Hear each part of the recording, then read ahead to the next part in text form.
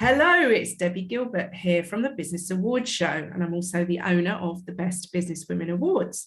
And today I'm joined by Fiona Minett from Boss Your PR, based in Buckinghamshire, who was a silver winner this year in the Best Business Women Awards. Welcome, Fiona.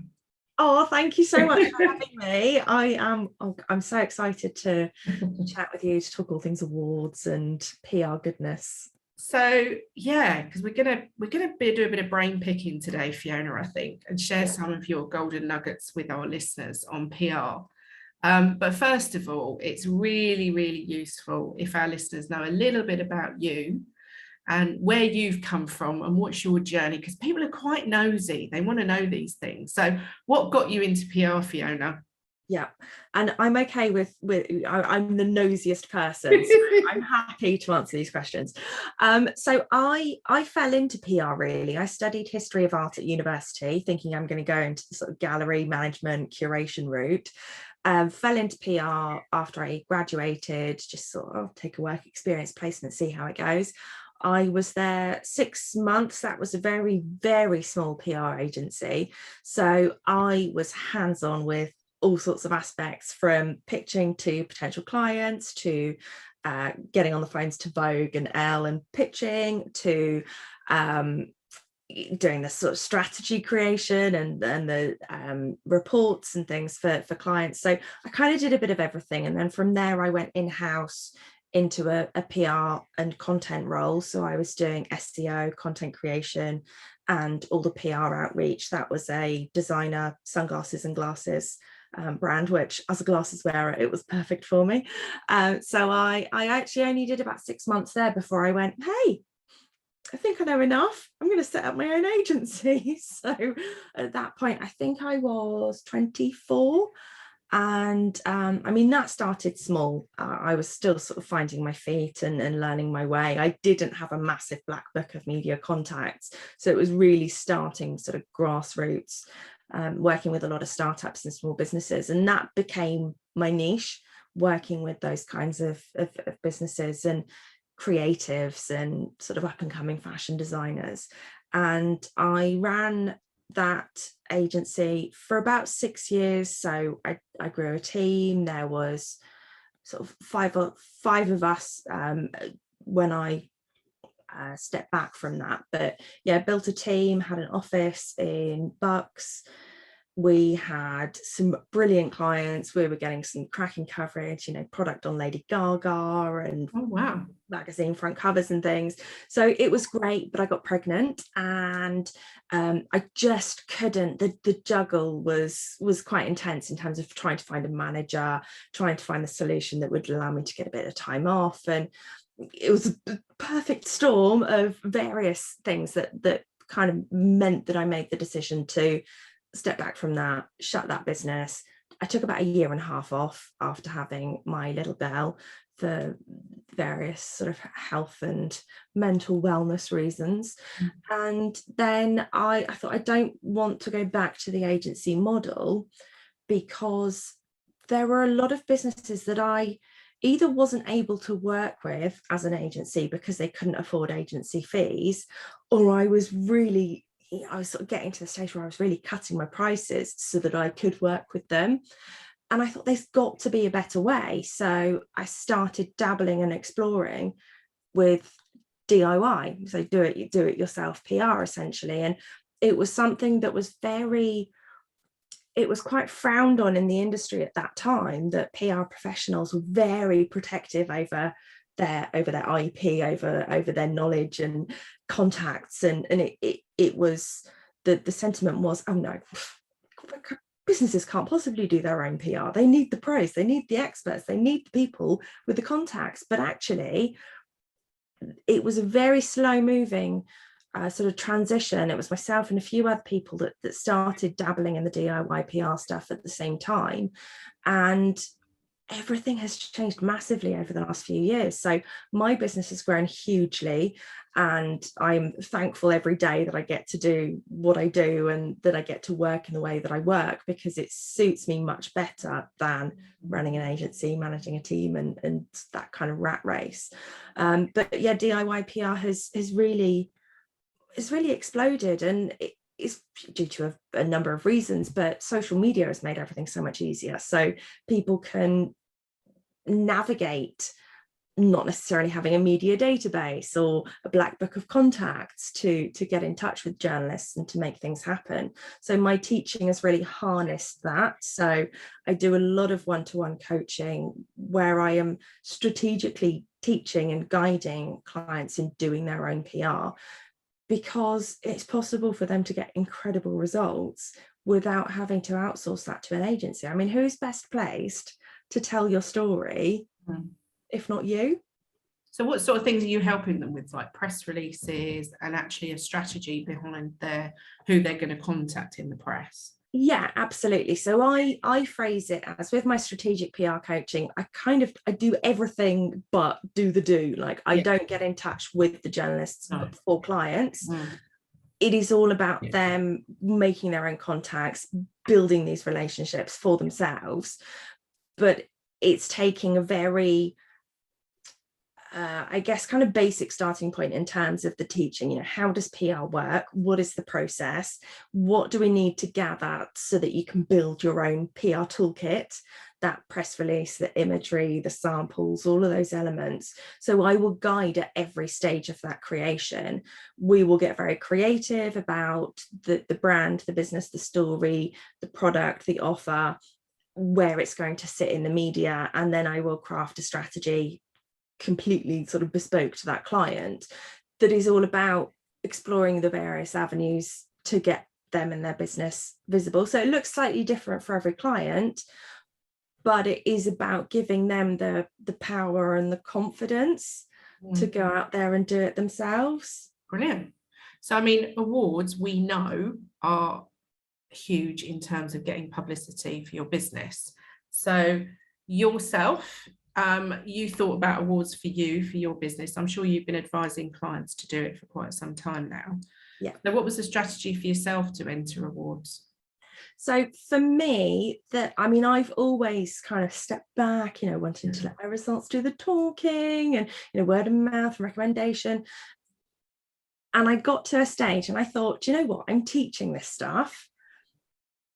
Why should people be listening to me? And I'm thinking, because I've got 10 years in the industry and I know this and that and I know how it works. But actually, what better than to kind of lead the way or to start practicing what I preach? So I started doing more in various areas. I started doing more guest articles for magazines. I started getting onto podcasts and just showing up a little bit more, doing some more speaking. And awards was one of the things that I thought, hey, it started as a bit of an experiment. I thought, right, okay, I'm going to do, it was with my membership, and I sort of said, I put it out to them. I said, right, look, let's look at awards. And I'm going to start doing it as well. So kind of, you've got no excuse not to. So I started, and I was a finalist in the Thames Valley Women in Business Awards a couple of years ago. I have been shortlisted as one of the top 5 PR advisors with the Enterprise Nation Top 50 Advisors campaign, 2 years running, I think. Oh, wow. But it's been great, and it's actually, I'm able to talk from experience in terms of what makes a good awards entry, what judges are looking for, what the process is, because I've also been on the judging side of things as well. I'm a judge at the Gift of the Year Awards, for example. So I can bring that mix then of not only having done the process, but knowing the practicals of how it works, and also how you can leverage that, ultimate award win or being shortlisted, because it is, I talk about avenues of visibility in my work. So it might be the media, it might be podcasts, it might be speaking, SEO, social media, and awards is absolutely one of those avenues of visibility. It's something that you should do as its own activity within your wider PR plan. And it's something that, so when I've been working with clients and things, they go, oh no, I can't possibly nominate myself. No, don't be so crazy. Oh, I know, I hear this a lot. Nominate me. I'm like, no, come on, right? Be your own best cheerleader. And the problem is, like, the reason we don't do that in our awards, apart from the Best Boss category, because that to me should be a nomination, Yes. is that we are a business awards, which is around being judged on all the information supplied. It's not a voting competition. And therefore, very few people would have that in-depth knowledge about your business. They'll know you're great, but they won't really know the in-depth stuff that the judging panel need to know. So, I mean, I get approached a lot from people saying, can I nominate somebody for your awards? And I always say, go and tell them to enter and do a testimonial or a case study for them. Yes. So that you can add that, they can add that to their, they can add it to their entry. Yeah. I think the Best Boss category, being it's a nomination, I think it is important to have people that come forward and explain why you're such a great boss to work for. Yeah. But I think, you know, people feel, oh gosh, you know, it's like, I'm going to be bragging and shouting about my own achievements. Well, I always say to people, if you don't shout about them, then nobody else is going to do it. You've got to do it. That is it. Absolutely. You've got to be your own best cheerleader, best advocate.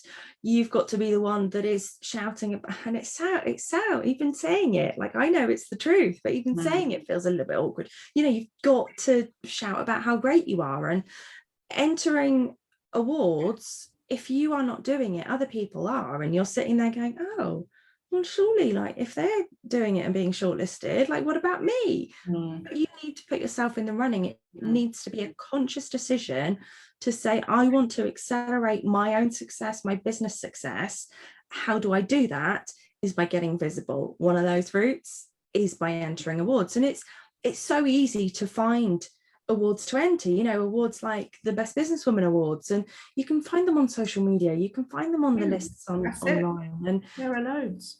Yeah, and just, I mean, I always say, do some research and start populating your calendar, because even if you've just missed an awards sort of submission deadline, put it in your calendar for next year, so that you know it's coming up again. Yeah, that's really good advice, Fiona. So you can really kind of plan your activity for the next 6 to 12 months and go, right, I know I'm going to enter this award. I need to gather some testimonials. So from a journalist point of view, what do you think the reason is that they're so interested about award winners? Oh my God, journalists love it. They love it, especially regional journalists. And I think it's a couple of things. They love a local gal done good type story. They love that kind of local business success, especially those newspapers that do a lot in the business community, because they can sort of see it as a reflection on their work if these businesses are being successful. But also the kind of sheer fact of it is that they need to fill pages.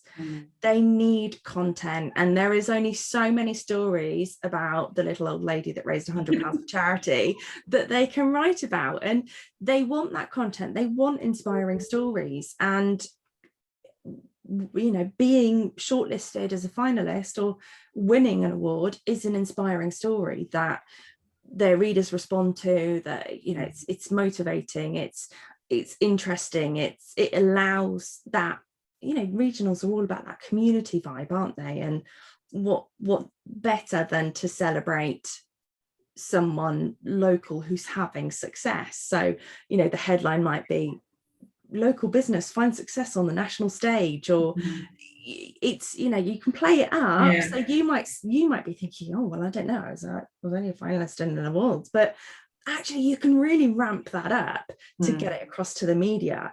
And, you know, think about the headlines, think about how you pitch it, how you put it across. But yeah, regional, love that kind of thing. But also trade magazines, so trade media, online platforms, whatever industry someone is working in, there is quite likely an online platform or a couple of papers or magazines that serve the trade, and they are quite often receptive to award wins. because it shows the buoyancy of that industry, the success coming from that industry, again, on a national stage. You know, it's, people love that kind of language. So I think it's really powerful with entering awards, that not only do you actually put yourself forward, but when you do get shortlisted, when you do make it as a finalist, when you do win an award, is leverage it, because the award itself is part one.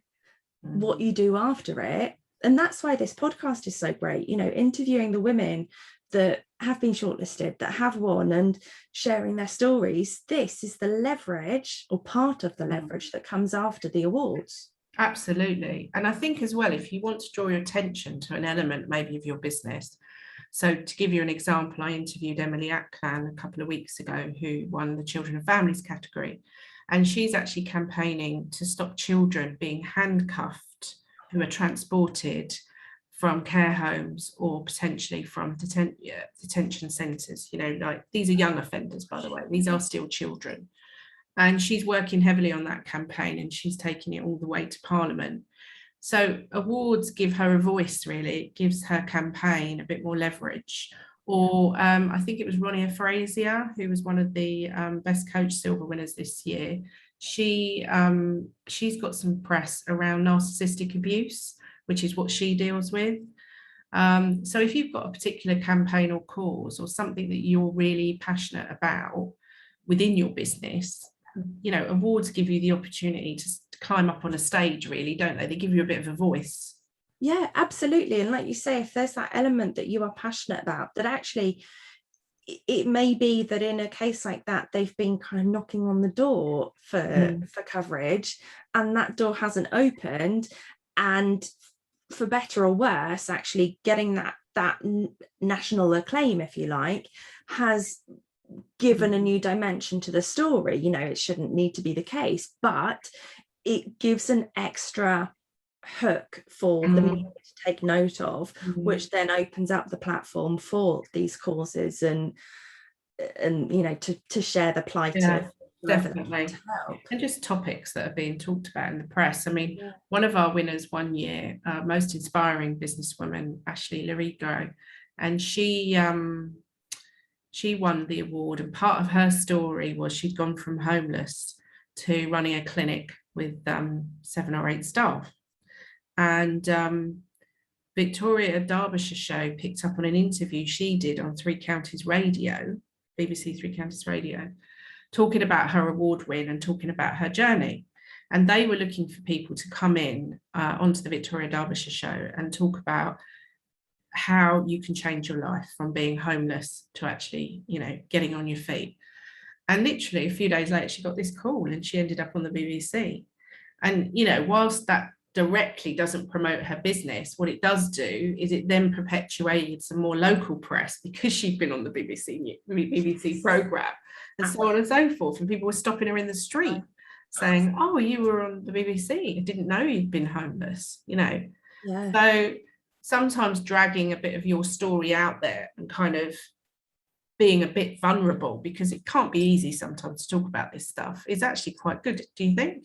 Yeah, absolutely. I think everyone has their, I guess, their boundaries or their limits as to what they're open to talking about. But there is such power in that human interest aspect of a story, that the more you can open up, the more people will relate to you, the more the media opens up to you as well with sharing your story and giving you that scope and that opportunity to be heard. And, you know, especially if it's relevant, or if you can talk on something with authority or with passion or with purpose, it doesn't always, like you say, it doesn't always have to tie back to your business, because it is about, sometimes it's quite an intangible awareness that you're raising. It's a sort of a subconscious thing that you are putting yourself into people's homes on broadcast or TV or in a magazine, and they're becoming more familiar with you, so that actually when you are then talking about your business, there's those little connections that are being made. And I think to take a really broad approach to raising visibility is the strongest way to go about it. And actually with the BBC kind of tie-in that Victoria Derbyshire was picked up on something from 3 counties. The BBC is great. Once you get on their radar, they really do share that information internally. That I've had a client that has been on one of the local radio stations, and then she's been approached by someone else at the BBC to go in and do a workshop for staff. And then she's had another regional contact her saying, oh, you know, your info is on our system. So it's just getting a foot in the door with these places, and that really sort of perpetuates and escalates to bigger opportunities. Fantastic. So you've been in business for quite some time now. If someone's listening to this and they're having a few little challenges, as we all do, what have you got a couple of business nuggets, little bits of tips that you can share to our listeners? I think one of the things that I've really, I guess, learned over the last few years, especially in this kind of second phase of businesses, is that your business has to work for you. There is no point in really good. building a business that does not do you any favors, that you are struggling with, or like constantly like battling with.